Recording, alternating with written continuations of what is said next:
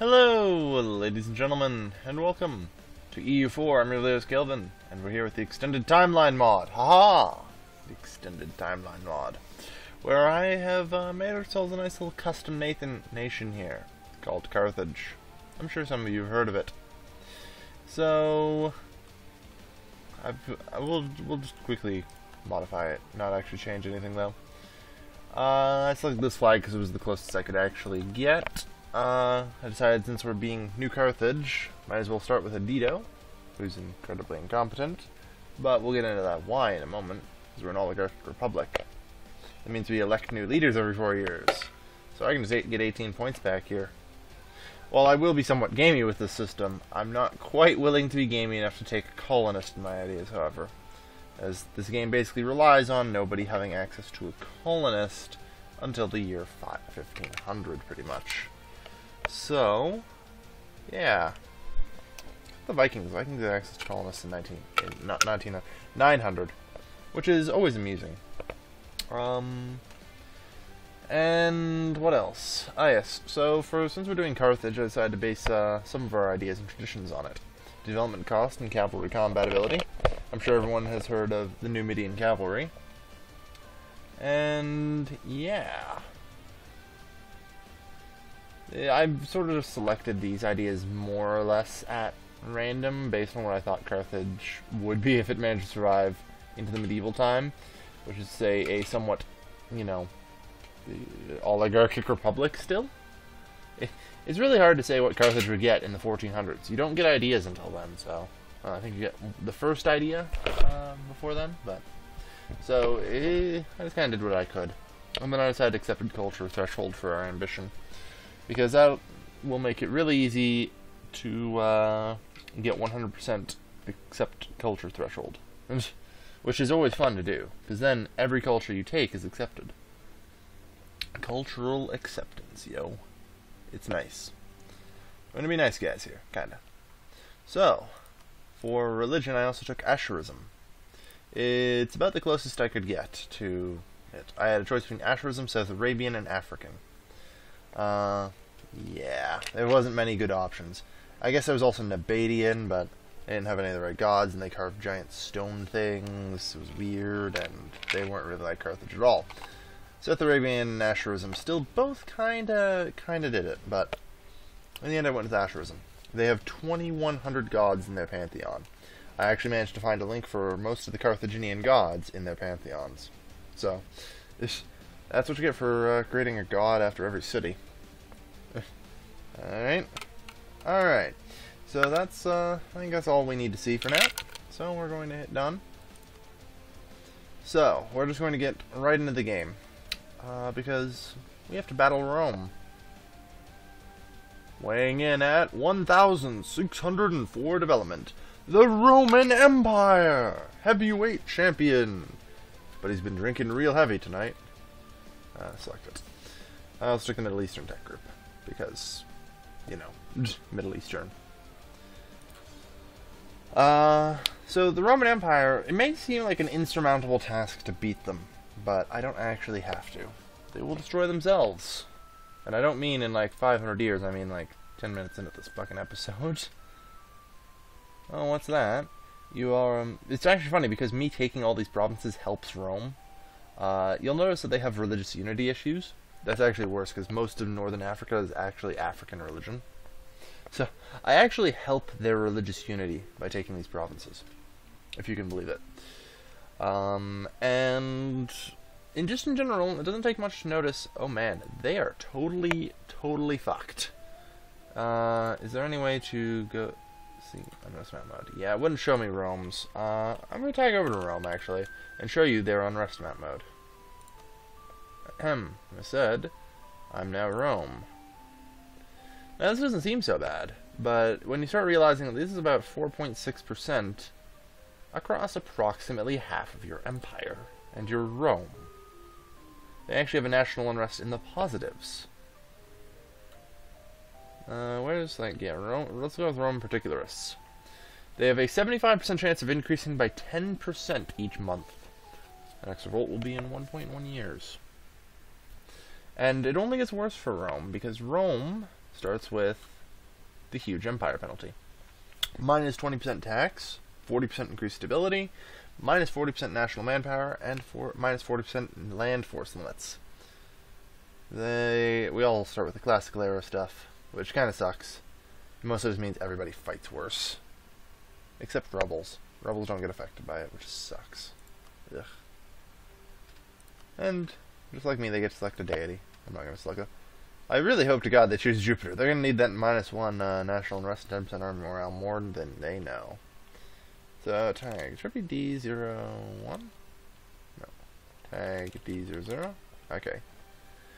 So, yeah, that's a state of Rome. It's actually pretty sorry. I don't expect them to last more than a couple episodes. Even as a player, it's actually really hard to keep Rome together, because of the massive penalties that are put in on you. And so help you God, if you lose Pax Romana because you have too many rebel uprisings and shit, while at war, which they will get because they're at war with Parthia, if you remember, then they are in trouble. So, since we're Asheran, we can choose from a varying set of deities. Bel, Shamash, and Ramon are the primary ones that we actually have in the Carthaginian pantheon. Bel being Baal, Shamash being Shamash, and Ramon being Haman. So, it's not bad actually. You know, 3 of the 6 that we have to choose from are in our pantheon. That's why I chose Asherism. It was the closest I could get. But we're going to take Ramon, because you'll notice he gives us plus 100% siege speed. I shit you not, you're reading that correctly. Alright, has Drubal Azmisalid. You will do us proud. Alright, covert action. Start fabricating the claims that we're going to need. Okay.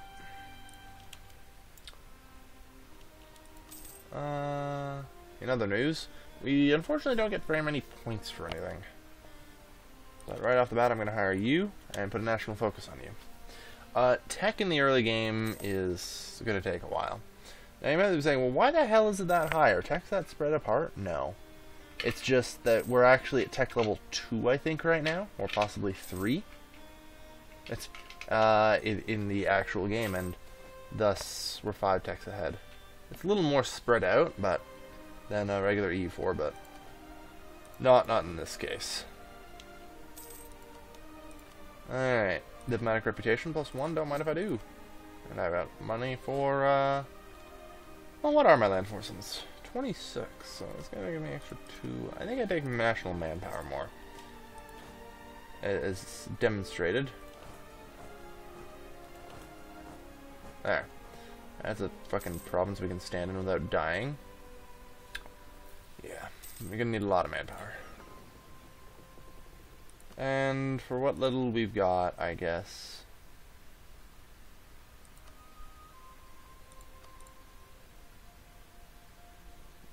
So yeah, that feeds into that, no surprise. In that case, collect from trade here.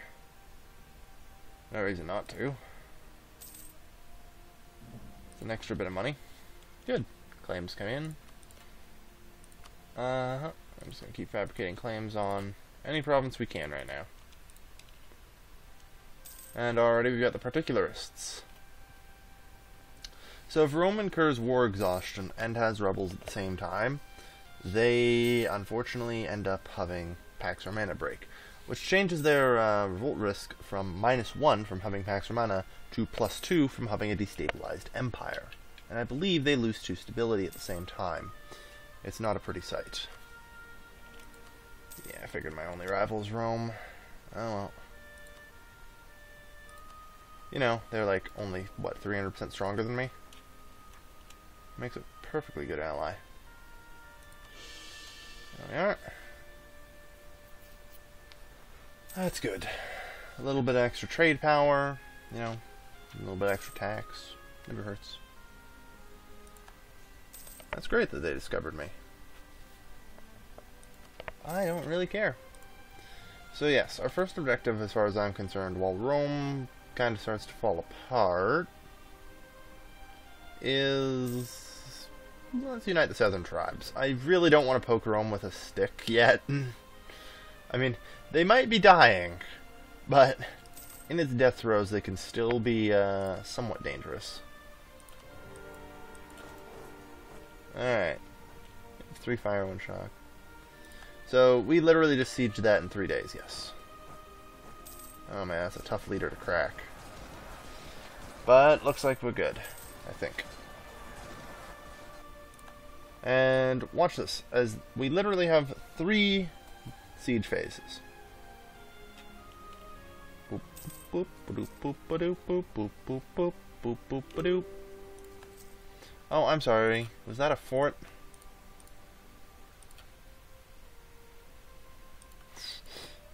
They're feeling pretty bad. Now, unfortunately, we can't move because base morale in this game is really, really... Good job. Use caution. Oh, jeez. Close. Come on. No. We got kicked. Alright, so we're going to have to use slightly better tactics. Well, one, we can actually use a lot more cavalry.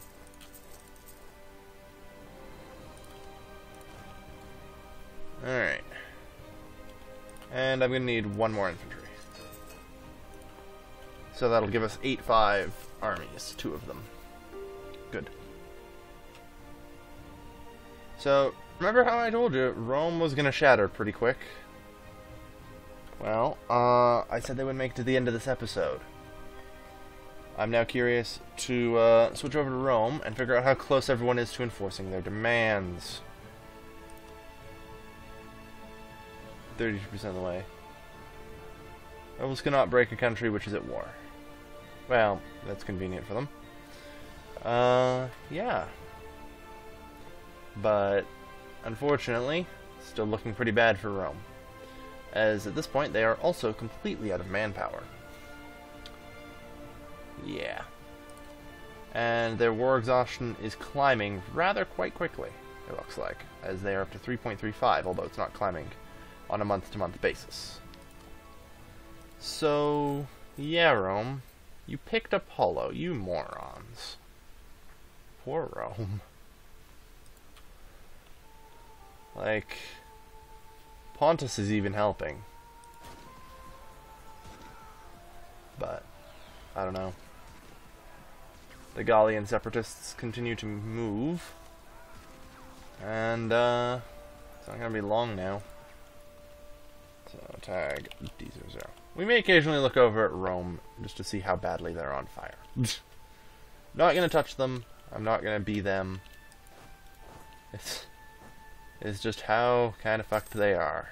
It's amusing to look at.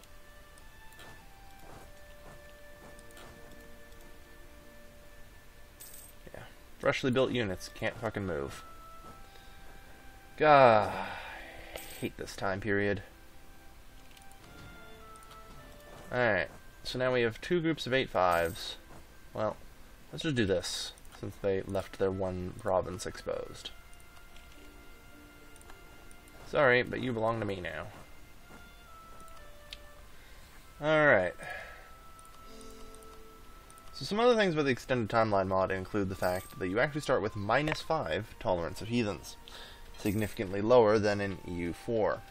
Be careful of this. It also means that there's going to be significant levels of revolt risk. Again, gotta watch out for it. Alright, so in 1 month we have an election. You know, I think we can do it. Gotta move fast, though.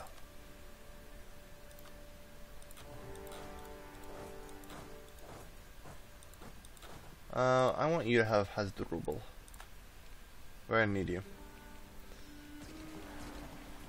Alright, so he's not a problem as I expected. Now, I just need to occupy this really quickly. There we are. So now I can simply choose to change out my candidate after getting all those bonuses. Of which I'm going to choose a bureaucratic candidate. And then annex you. Problem solved. Yeah, there's not even much aggressive expansion for it. Now I can choose a deity who will help me here. Perhaps someone with -1 revolt risk. I like it.